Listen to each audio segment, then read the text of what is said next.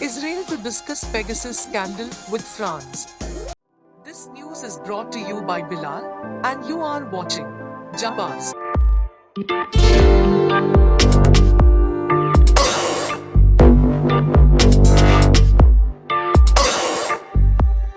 Israeli Defense Minister Benny Gantz will meet his French counterpart in Paris this week for talks that will include an update on the Pegasus spyware scandal.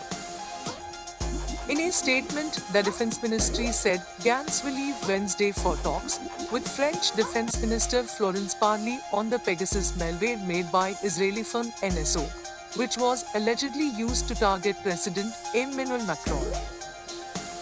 Pegasus, which is able to switch on a phone's camera and microphone and harvest its data, is at the center of a storm after a list of about 50,000 potential surveillance targets was leaked to human rights groups.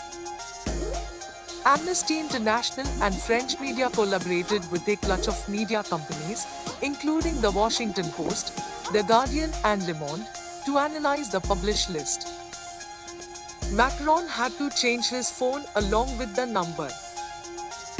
Israel's defense establishment has set up a committee to review the firm's business, including the process through which export licenses are granted to show the world that they are doing something. Pegasus' list of alleged targets includes at least 180 journalists, 600 politicians, 85 human rights activists, and 65 business leaders. NSO stated that the software is only for the use in fight against crimes, but things are shaping up otherwise. As per news, Israeli government is using this bad reputed Pegasus spyware to gain their interests by helping or creating problems in other parts of worlds. Such as Israel helped Modi in India to manage the journalists and their respective channels so that no wars can be raised against Modi's bad policies, and the recent example is Wire. And according to NSO, they have exported this bad reputed spyware to 45 countries. So, one can easily imagine what's really going on.